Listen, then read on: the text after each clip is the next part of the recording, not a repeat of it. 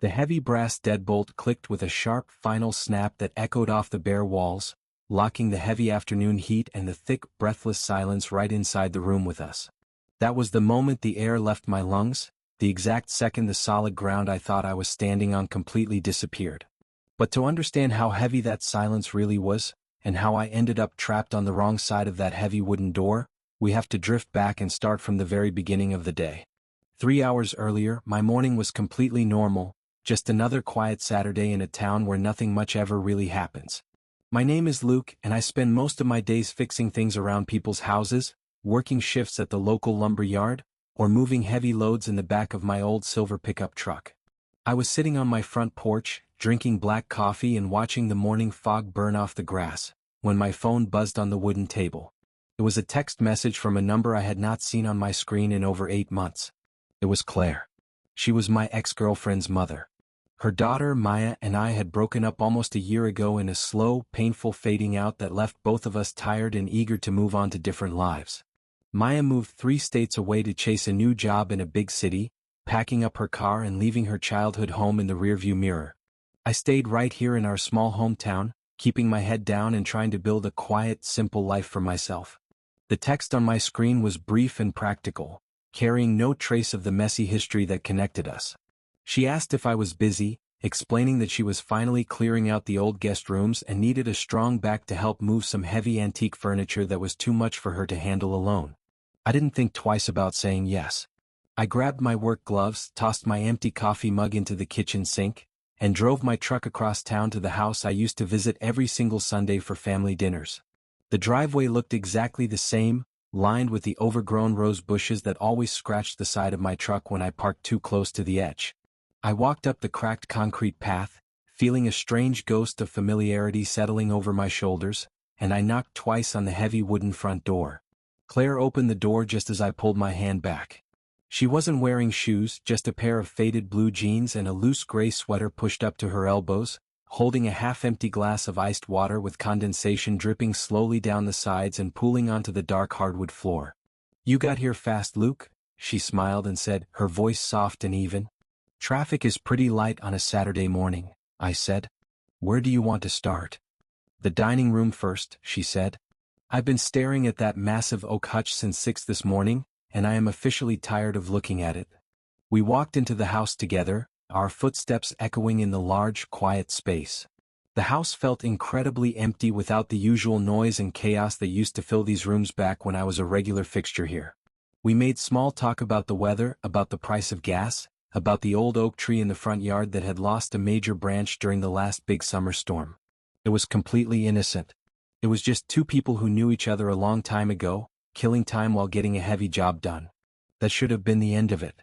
The dining room smelled like lemon wood polish and old paper, with bright bars of morning sunlight slicing through the tall, dusty windows and landing on the faded carpet. The oak hutch she wanted to move was a massive, stubborn beast of a thing, standing completely solid against the far wall like it had grown roots right into the foundation of the house.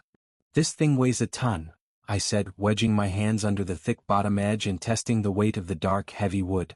"Where are we putting it?" "Just to the other side of the room," she said, pointing toward the wide bay window. "I need the morning light to hit it so I can see what I'm doing when I refinish the wood." We positioned ourselves on opposite ends of the heavy furniture. I bent my knees, feeling the familiar strain in my lower back, and gave a sharp nod to let her know I was ready to lift. We moved in a slow, awkward rhythm, sliding the heavy piece inch by inch across the worn floorboards, our boots shuffling in the quiet room. "Almost there," I told her. "I've got it," she said. We set it down with a heavy, solid thud that rattled the glass panes in the doors. I stood up and wiped the sweat from my forehead with the back of my wrist, breathing a little heavy in the warm, stagnant air of the closed room. Claire walked over to the kitchen counter and came back with a fresh glass of ice water. She held it out to me. When I reached out to take the cold glass from her grip, her bare fingers brushed directly against my knuckles. She didn't pull her hand away. It was a tiny fraction of a second, just a small hesitation in the warm air, but I felt the soft, cool touch of her skin against my rough hand in a way that made my chest tighten. She looked at me, her eyes catching the sunlight, and the corners of her mouth turned up in a small, quiet smile before she finally let go of the glass and stepped back. I told myself it was just a clumsy handoff. I told myself she was just tired from pushing heavy wood across the room. I took a long drink of the cold water, turning my body slightly away from her to look out the window. But I couldn't stop feeling the sudden, lingering warmth right where her fingers had touched mine. We moved upstairs about an hour later, the wooden staircase groaning under our boots as we carried empty cardboard boxes up to the second floor. The upstairs hallway was much narrower, the air up here thicker and warmer because the central air conditioning rarely seemed to reach these back rooms properly. The next job was an old cedar chest sitting at the very end of the hallway, directly across from the bedroom that used to belong to Maya. I kept my eyes focused straight ahead, not wanting to look through that open doorway and stir up any old, heavy memories that were better left completely buried. "This one isn't as heavy," Claire said, running her hand along the smooth, curved lid of the old trunk. "But it's awkward to grip. You take the left side, I'll take the right." We squatted down in the narrow space, our shoulders almost brushing against each other in the tight hallway. "Lift on 3, I said. 1, 2, 3. We brought it up together. Just as we straightened our legs, my phone buzzed violently in my front pocket with a loud, jarring ringtone that shattered the quiet focus of the moment. Startled, I shifted my weight too fast, and the heavy chest bumped hard against the wall, scraping a long white line of paint off the old plaster. "Damn it," I muttered, setting my side down fast. "I am so sorry, Claire." I reached into my pocket and silenced the phone without even looking at the screen, annoyed at the sudden disruption of our quiet rhythm. The mood in the hallway snapped, the easy, comfortable silence suddenly replaced by an awkward, tense sort of breathing. "It's fine," she said, looking down at the scuffed wall. Her voice sounded a little distant now, a little pulled back, like the sudden noise had reminded her that there was a whole outside world waiting beyond these walls. I felt a sudden, sharp sting of embarrassment. I had ruined the quiet flow of the work, and the comfortable space we had built over the last 2 hours felt instantly compromised. I knelt down and rubbed my thumb over the scraped paint, trying to see if I could smooth out the rough edges of my mistake. Claire knelt down right next to me. The hallway was so narrow that her knee rested gently against my jeans. She looked at the scratch on the wall. She looked at my hand. Then she looked up at my face, much closer now than she had been downstairs. "I said it's fine, Luke," she whispered. I told myself she was just trying to make me feel better about the damage. I told myself she was just being kind to a guy trying to help her out for free. I stood up quickly, brushing the white plaster dust off the knees of my jeans. But I couldn't stop thinking about the way her voice had dropped, low and steady, right next to my ear. We finally managed to maneuver the cedar chest through the narrow doorway of the far guest bedroom, shuffling sideways and trying not to scrape the doorframe. This room was located at the very back of the house, facing the dense line of pine trees that bordered the property, and the light in here was filtered and green, casting long, soft shadows across the pale blue wallpaper. The air was heavy and still, smelling faintly of dried lavender and the kind of deep, undisturbed dust that only gathers in rooms no one has slept in for years. "Over there," she said, nodding her chin toward a small, recessed alcove nestled between the closet door and the large window. "Slide it right into that corner." The space she was pointing to was incredibly tight. It was a strange architectural quirk of the old house, a narrow nook that looked like it had been designed specifically for a piece of furniture exactly this size, but getting it in there was going to require some awkward maneuvering. I walked backward, guiding my end of the heavy chest into the alcove, stepping carefully to avoid tripping over the bunched edge of the old floral rug. I backed up until my shoulders hit the solid plaster wall. "Okay, set it down right here," I said, my voice sounding strangely loud in the quiet room. We lowered the chest to the floor. The heavy wood settled against the carpet with a dull thud, and I immediately realized the tactical error I had made in my positioning. The chest took up almost the entire depth of the alcove. I was pinned in the narrow space between the back of the cedar trunk and the wall, and Claire was standing directly on the other side of it, leaning over the curved lid. To get out, I had to step over the corner of the chest and slide past her. "Let me just squeeze by you," I said, putting my hands on my hips and shifting my weight. She stood up completely straight, but she didn't step back to give me room. She stayed exactly where she was, standing in the narrow opening of the alcove, her hands resting lightly on the polished cedar wood. The filtered green light from the window caught the loose strands of dark hair that had escaped her messy bun, illuminating the faint silver threads mixed in near her temples. I stepped forward, turning my body sideways to slide past her. The space was incredibly narrow. As I moved, the rough denim of my jeans brushed a long, slow line directly against the soft cotton of her gray sweater. I stopped moving. I was standing closer to her than I had been to anyone in a very long time. The heavy, dusty air in the small guest room suddenly felt like it had been entirely sucked out of the space, leaving a thick, pulsing vacuum behind. I could smell the clean, sharp scent of her soap, mixed with the faint, sweet smell of the lemonade she had been drinking earlier. She didn't step back. She didn't apologize for the lack of space. She just tilted her head up.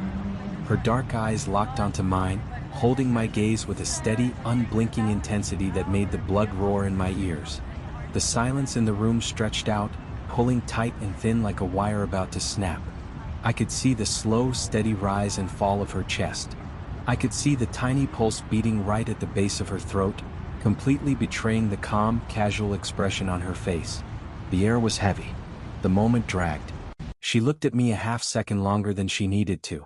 Then, somewhere down the street, a neighbor's lawnmower roared to life, the sudden, mechanical grinding noise shattering the delicate, fragile quiet of the room. Claire blinked, breaking the spell, and finally took a small step backward, clearing the path for me to exit the alcove. I moved past her quickly, my boots thudding heavy and fast against the floorboards as I walked toward the center of the room, putting 10 feet of safe, breathable distance between us. I told myself it was just the awkward geometry of the small room forcing us together in a tight spot. I told myself she was just exhausted from the heavy lifting and hadn't realized how closely she was standing in my personal space. I bent down and started adjusting the edge of the floral rug with the toe of my boot, pretending to care about how the fringe was laying on the floor. But I couldn't stop feeling the sudden electric heat of her shoulder brushing against my chest, and the heavy, undeniable weight of the way she had looked at me. We took a long, quiet break after that.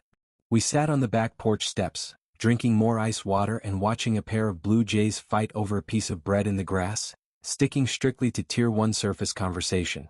We talked about the lumber yard where I worked, the crazy prices of cedar planks, and how her garden was holding up against the persistent summer heat. It was a deliberate, necessary retreat to safe, neutral ground, and I was grateful for the simple, uncomplicated rhythm of small talk. Once we finished our water, she stood up and brushed off the back of her jeans. "I have one last thing," she said, her voice sounding completely normal, completely stripped of whatever heavy tension had pooled in that upstairs bedroom. "It's my old reading room at the end of the hall. I need to move the large bookshelf away from the door so I can put a desk there instead." I nodded, grabbing my leather work gloves from the porch railing. "Lead the way." Her reading room was a space I had never actually been inside during the 2 years I dated Maya. It was tucked away at the very end of the second-floor hallway, a private, quiet sanctuary with thick velvet curtains, a plush leather armchair, and walls completely lined with heavy, overflowing bookshelves. The room smelled like old paper, dried tea leaves, and ink. It was intimate in a way that made me feel like an intruder just by stepping over the threshold. The bookshelf in question was a massive, floor-to-ceiling unit made of solid mahogany, currently dominating the wall right next to the heavy wooden door. "This is going to be a nightmare to slide on this thick carpet," I said, evaluating the situation. "We're going to have to empty the bottom 3 shelves first, or it's going to tip forward when we push."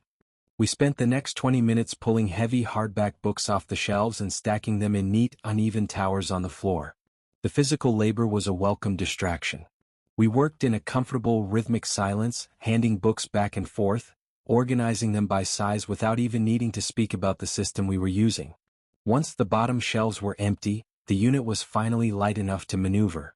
"All right," I said, wiping a line of sweat from my forehead. "I'm going to push from the left side, you guide it from the right. We just need to slide it about 4 feet toward the window." It took a solid, groaning effort, but we managed to drag the heavy mahogany unit across the thick carpet, finally settling it perfectly into its new position against the far wall. The space right next to the heavy wooden door, where the bookshelf had stood for years, was now completely bare, exposing a large square of carpet that was a slightly darker shade than the rest of the room. I took off my work gloves and slapped them against my thigh, feeling a deep, satisfying ache in my shoulders. The heavy lifting was officially done. Claire was standing by the window looking at the newly opened space near the door. She crossed her arms over her chest, hugging her gray sweater close to her body, and tilted her head to the side. "It's funny," she smiled and said, her voice dropping into a softer, quieter register. You can keep things exactly where they are for years just because you're so used to them being there. You convince yourself it's the only way they fit. And then one day you finally move them and you realize they were always supposed to be somewhere else entirely. I stood there, listening to the quiet cadence of her words, feeling a strange, familiar pressure building in the room again. I heard the subtext. I heard the dual meaning vibrating just beneath the surface of the sentence, the heavy implication hanging in the dusty air between us. But I was a guy who built things out of wood and drove a silver pickup truck. I didn't play complicated emotional games. I stuck to the surface. Yeah, I said, keeping my tone light and practical. Sometimes a new angle changes the whole room. Gives you a better perspective on what you're working with. She looked at me, a long, slow look that seemed to strip away the easy, practical defense I had just put up. She didn't smile, but her eyes softened in a way that made my chest feel dangerously tight. Well, I said, clearing my throat and taking a step toward the exit. That looks like the last of the heavy lifting. I should probably get out of your hair and let you start organizing all those books we put on the floor. I started walking toward the doorway, expecting her to follow me out into the hallway, expecting her to thank me for my time and walk me down the stairs to the front door. But Claire didn't follow me. Instead, she moved faster than I did. She stepped directly into the path of the open doorway, blocking my exit. She didn't say a single word. She reached out, grabbed the heavy brass handle of the solid wooden door, and pulled it shut with a firm, decisive motion. Then she reached up and turned the lock. The heavy brass deadbolt clicked with a sharp, final snap that echoed off the bare walls, locking the heavy afternoon heat and the thick, breathless silence right inside the room with us.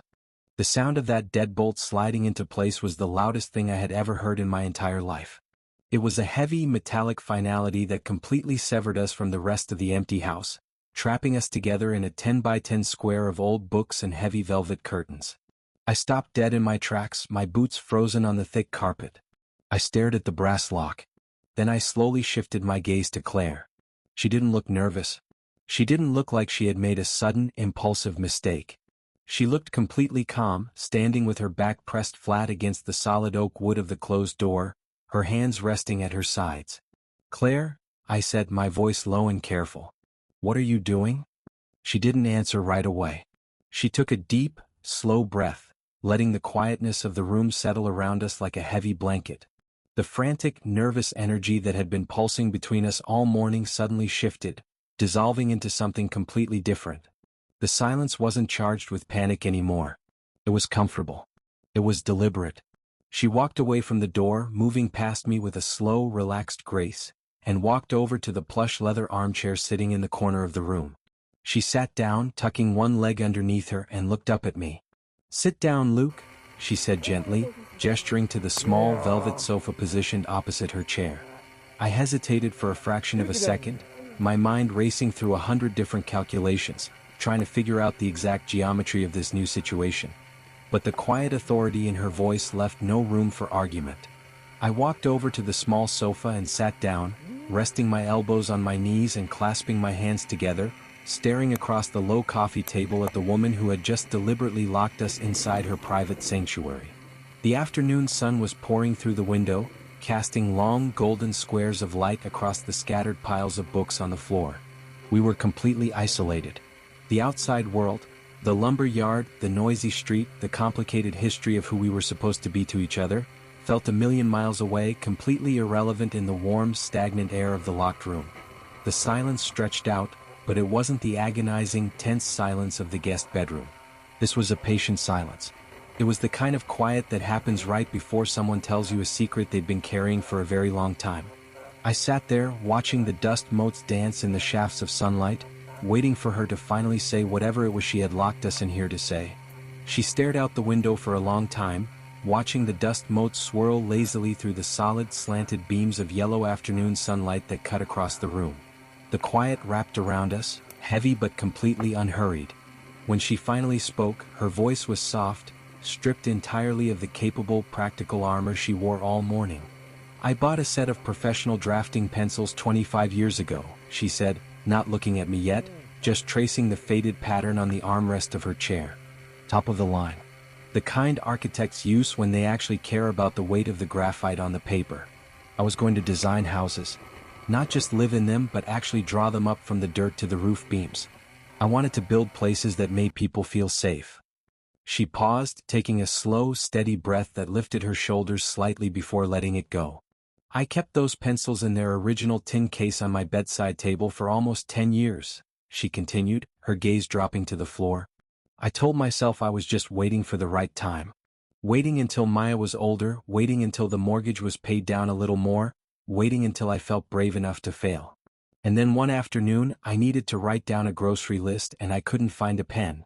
I opened the tin, took out the HB pencil, and wrote down milk and bread on a piece of scrap paper. She finally looked up at me, a quiet, profound sadness resting in the corners of her dark eyes. I never used them for anything else after that, she said quietly. I just slowly wore them down, making lists of errands and signing permission slips, until there was nothing left but wood shavings in the trash. I let the thing I wanted most turn into something completely ordinary, just because I was too afraid to actually use it for what it was meant for. I sat on the small velvet sofa, listening to the quiet cadence of her confession, feeling a deep, heavy ache settling directly into the center of my chest. I didn't offer her empty platitudes. I didn't tell her it wasn't too late, or that she was being too hard on herself, because I knew exactly what that kind of quiet, slow surrender tasted like. I had a notebook, I said, leaning forward and resting my forearms heavily on my knees, filled with sketches for a custom carpentry business.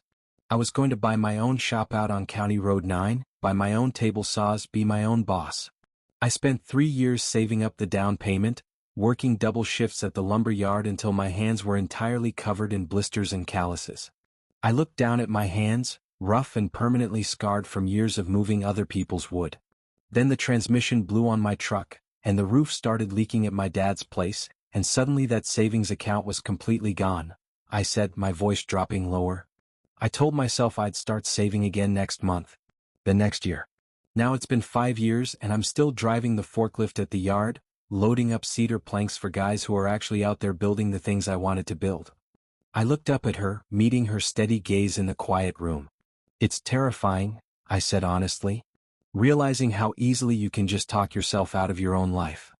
She didn't say anything, but her eyes softened, a deep, silent recognition passing between us in the warm, stagnant air. The heavy walls of history and expectation that usually stood between us were completely gone, leaving nothing but two people who understood exactly what it felt like to let a dream quietly slip through their fingers. The intimacy of the moment made me reckless, made me reach for a safety net that wasn't there. I let my own insecurities rush in to fill the comfortable silence. I guess we both just got stuck playing it safe, didn't we? I said, letting a dry, cynical laugh completely wreck the delicate balance of the room. Just settling for whatever scraps we were handed, staying exactly where everyone expected us to stay. It's pathetic, really. The second the words left my mouth, the entire atmosphere in the room shifted. Claire went completely still. The soft, open expression on her face instantly vanished, replaced by a rigid, guarded mask. She pulled her leg out from underneath her and planted both feet firmly on the carpet, sitting up perfectly straight. She looked away from me, fixing her eyes on the heavy oak door. My stomach dropped like a stone. I had broken it. I had taken something fragile and rare and completely crushed it with my own bitter defense mechanisms. The panic flared hot in my throat. I opened my mouth to apologize, to scramble backward and try to undo the damage, to tell her I didn't mean it like that. Before I could speak, she slowly turned her head back to face me. She wasn't angry. Her expression was completely calm, but her dark eyes were burning with a quiet, fierce intensity that instantly silenced the frantic apologies rising in my throat. "I don't think you're stuck, Luke," she whispered, her voice barely louder than the dust settling around us. The grandfather clock in the downstairs hallway chimed 3 heavy, hollow notes. The brass pendulum ticked. A slow, heavy truck rumbled down the street outside, rattling the window panes. The thick velvet curtains absorbed the sound, burying it in the heavy fabric. Dust motes drifted in a slow, upward spiral through the slanted yellow light. The pale blue shadows on the floor stretched a fraction of an inch longer. The air in the room felt 20 degrees hotter. The faint smell of old paper and dried lavender. The soft rustle of cotton fabric. Her left hand slowly uncurled on the armrest of the leather chair. Her fingertips pressed lightly into the dark leather. The steady, slow rise and fall of her chest beneath the gray sweater.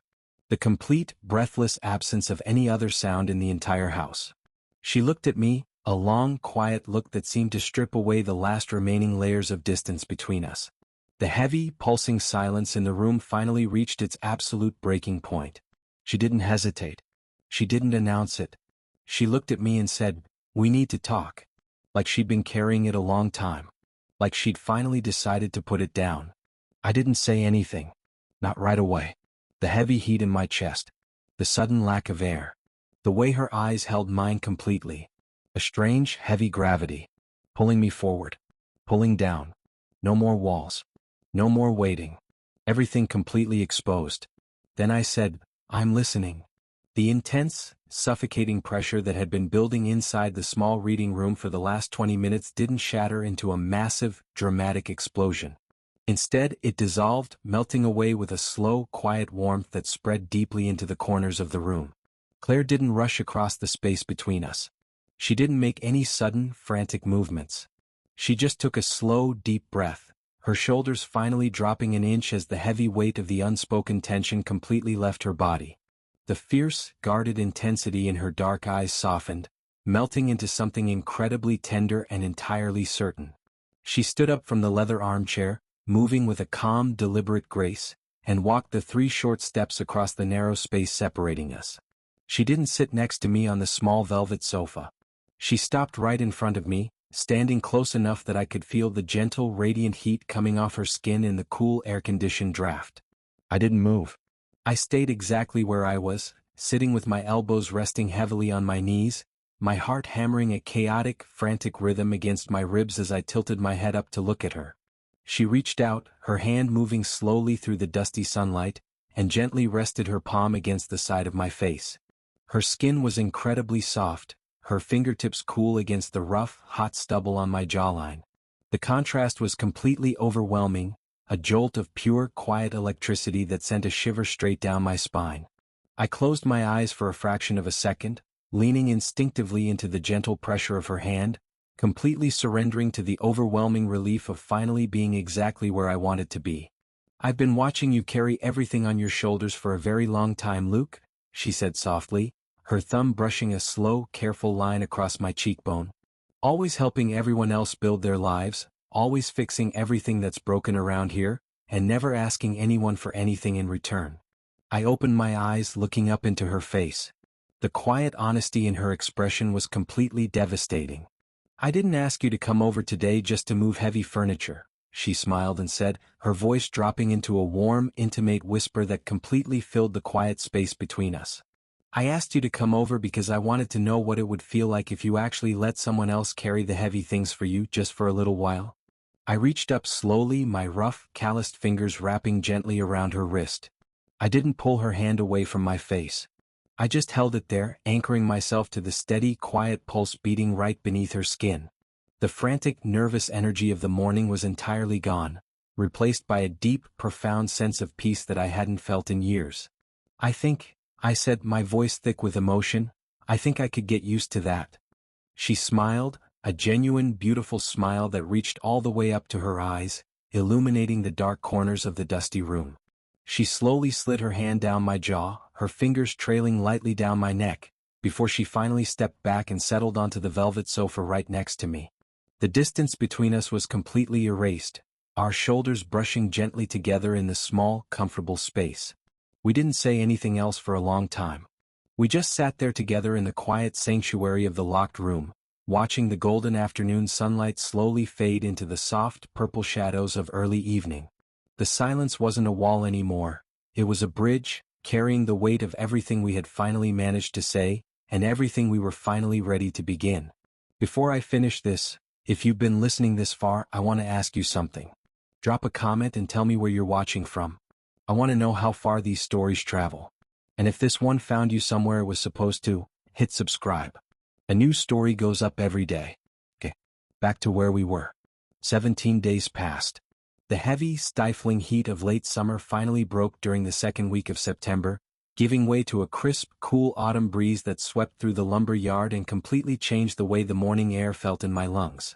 For the first time in 5 years, The loud, mechanical grind of the forklift and the sharp, pine-scented sawdust covering my work boots didn't feel like a heavy, permanent sentence trapping me in a life I was supposed to have outgrown. Instead, the rough texture of the rough-cut cedar planks felt like actual possibilities, like raw materials waiting for someone with enough patience to finally start building something real with them again. I had dug my old, battered leather notebook out from the bottom drawer of my heavy metal toolbox, the one filled with the fading graphite sketches of custom cabinetry and the blueprints for a workshop I used to think was entirely out of my reach. I had started carrying it in the front pocket of my denim work shirt every single day, letting the solid physical weight of those old dreams rest right against my chest while I moved other people's wood.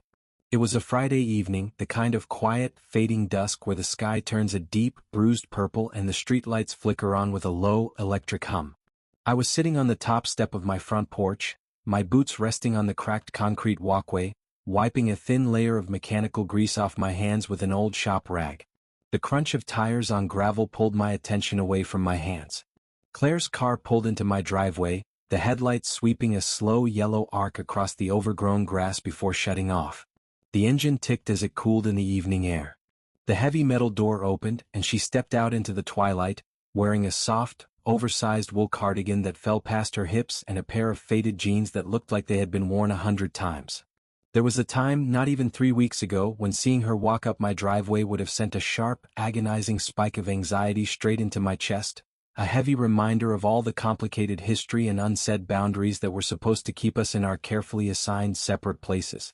But that heavy, suffocating architecture had been entirely dismantled inside the quiet walls of her reading room.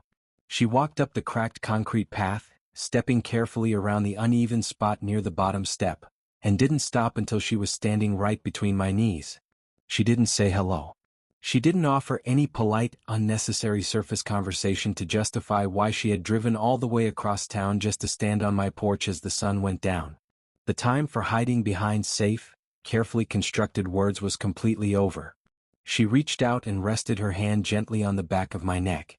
Her skin was cool from the autumn air, her fingertips sliding effortlessly into the short, rough hair at the base of my skull. It wasn't the tentative electric brush of a sudden accident, or the heavy, testing weight of the hand she had pressed to my face in the locked room. This touch was entirely different. It was an anchor. It was the quiet, absolute certainty of someone who knew exactly where they belonged, and knew that they didn't have to ask for permission to be there anymore. "You're working late," she said softly, her thumb tracing a slow, familiar circle just behind my ear. "Just cleaning up," I said, dropping the greasy rag onto the wooden porch boards and looking up at her. I was sketching out some new dimensions for a corner desk.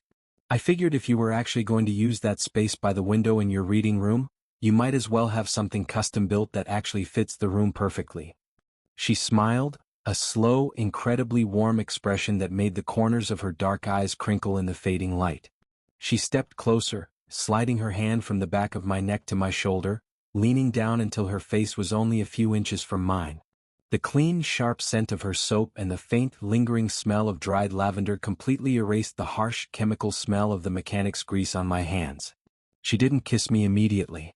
She let the quiet proximity settle between us, giving me a long, slow moment to realize that the frantic, nervous energy of the past was truly gone, replaced by a deep, resonant gravity that pulled us together without any forced effort.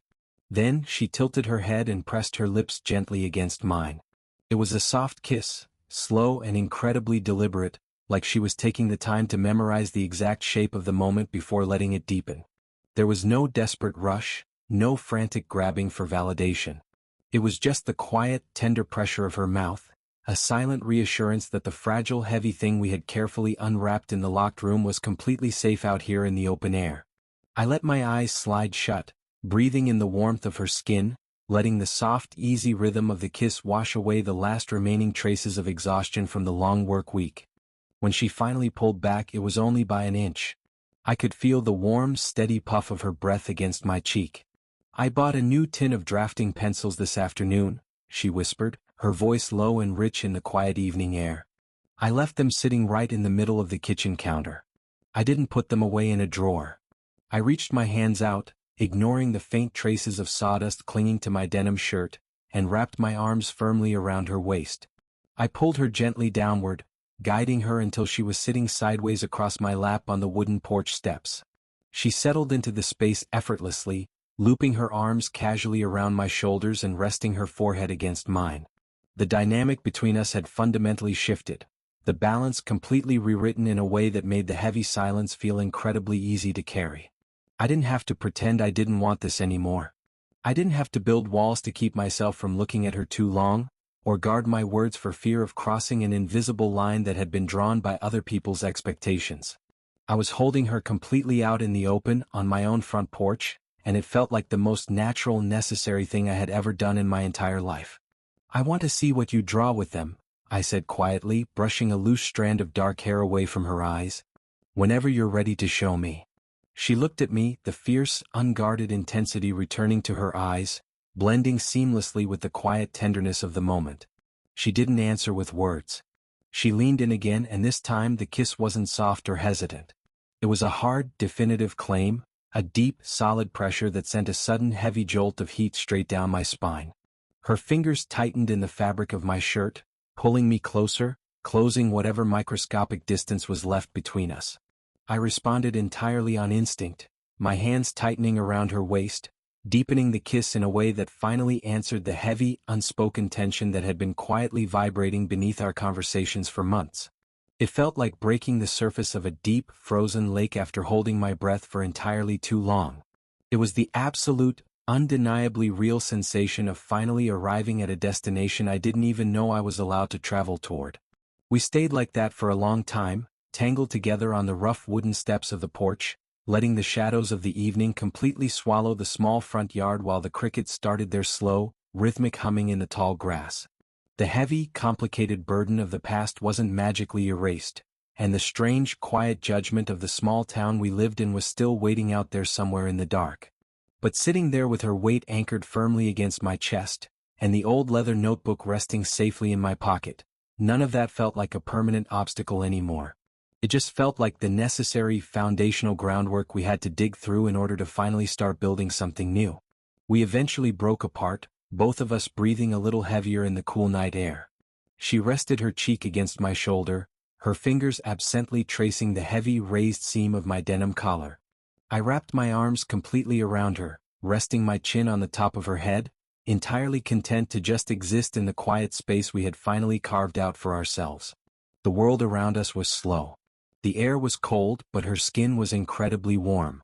The porch boards creaked slightly under our combined weight. No one was hiding anymore. The weeks that followed that evening on the porch didn't play out like some dramatic movie montage. There was no sudden, explosive announcement to the town, no grand declarations made in front of crowded rooms. We were just two people who lived in a place where everybody knew everybody else's business, choosing to keep something entirely precious and fragile to ourselves while it grew strong enough to stand on its own. I spent the next month of evenings inside my father's old, drafty garage, working under the harsh glare of a single fluorescent bulb. I swept out years of accumulated dust, cleared off the heavy wooden workbench that had been buried under old car parts, and I started building. I was making the corner desk I had promised her. I picked out the wood myself from the premium stacks at the lumber yard, a beautiful, solid cut of dark walnut that cost me a week's pay, but I didn't care. For the first time in over 5 years, my hands weren't just moving materials for someone else's blueprints. I was measuring, cutting, and sanding with a singular, quiet purpose. Every time I ran the heavy grit sandpaper over the raw edges of the walnut, smoothing it down until it felt like glass beneath my calloused fingers, I thought about Claire. I thought about the way her dark eyes had looked in the dim light of her reading room, completely stripped of fear. I thought about the new tin of drafting pencils sitting on her kitchen counter, waiting for a surface that was worthy of whatever she finally decided to draw. Building that desk felt like building a bridge. It was a physical, tangible proof that I wasn't just going to drift through the rest of my life taking the easiest, safest route available. By the time the leaves on the big oak tree in her front yard had completely turned a deep, burnt orange, the desk was finally finished. I loaded it carefully into the bed of my silver pickup truck, wrapping it in thick moving blankets and securing it with heavy yellow ratchet straps so the dark, polished wood wouldn't get scratched on the drive across town. I drove down the familiar streets, the crisp, cool autumn air blowing through my open window. When I pulled into her driveway, I parked a little further away from the overgrown rose bushes this time, knowing exactly where the thorns reached out. Claire was waiting for me on the front porch. She was wearing a thick, oversized flannel shirt that looked incredibly warm, holding a steaming mug of coffee in both hands. When she saw me step out of the truck, that slow, beautiful smile spread across her face, lighting up the gray, overcast afternoon. There was no hesitation anymore. I walked up the cracked concrete path, climbed the wooden steps and leaned in to kiss her. It was a simple, easy greeting, tasting like dark roast coffee and the cool autumn wind, completely grounded in the reality of what we were building together. "You brought it," she said softly, pulling back just enough to look at the truck bed. "I told you I was going to," I smiled and said, pulling my leather work gloves out of my back pocket. "I hope you cleared that space by the window in the reading room because this thing is even heavier than the old mahogany bookshelf." We worked together to unstrap the desk and carry it inside. The dynamic of moving heavy furniture through her house was completely different now. When we carried the heavy walnut frame through the downstairs hallway and up the wooden staircase, there was no suffocating, unspoken tension hanging over our heads. There was no frantic anxiety about brushing shoulders in the narrow spaces, no agonizing over what a lingering glance might actually mean. We just communicated in short, practical sentences, moving in a comfortable, synchronized rhythm that only comes when two people are completely secure in where they stand with each other.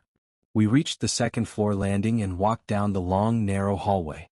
We passed the closed door of the back guest bedroom without missing a single step.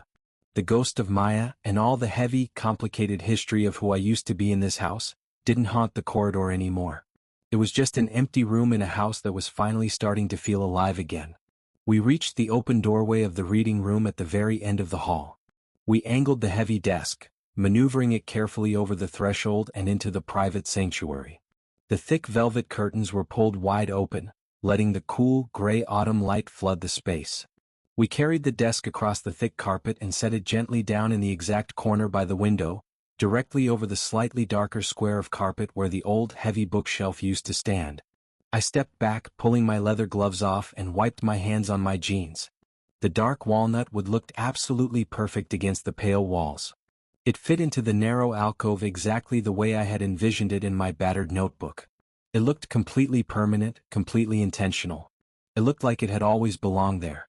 Claire walked slowly around the edge of the desk, running her bare fingertips lightly over the smooth, polished surface of the wood. She traced the careful, rounded edge of the corner, appreciating the invisible joints and the hours of quiet labor that had gone into making something entirely custom for her. She didn't say anything for a long minute. She just stood there in the soft light, looking down at the empty surface, and I could physically see the heavy weight of 25 years of playing it safe completely lifting off her shoulders. She turned around and looked at me. Her dark eyes were shining with a bright, unshed moisture, but her expression was fiercely joyful. She walked across the room, closing the distance between us, and wrapped her arms tightly around my waist, pressing her face firmly into the center of my chest. I wrapped my arms around her shoulders, holding her close, resting my chin against the top of her head as I looked out the window at the swaying branches of the pine trees. Everything in the room felt incredibly light. The air was breathable, fresh, and entirely clear. I looked over her shoulder, my gaze drifting away from the window and landing on the heavy oak door leading out to the hallway. The heavy brass deadbolt rested silently in the open position, the metal catching a dull gleam of the gray afternoon light, leaving the door standing wide open to the rest of the house and the cool autumn breeze flowing freely through the room. The circle was completely closed. The heavy walls were entirely gone. Claire pulled back just slightly, resting her hands flat against my chest. She looked at the open door, then looked up at my face, her eyes soft and entirely certain. "We don't need to lock it anymore," she smiled and said. I thought about what she said that afternoon in the locked room every single day since. I think I always will.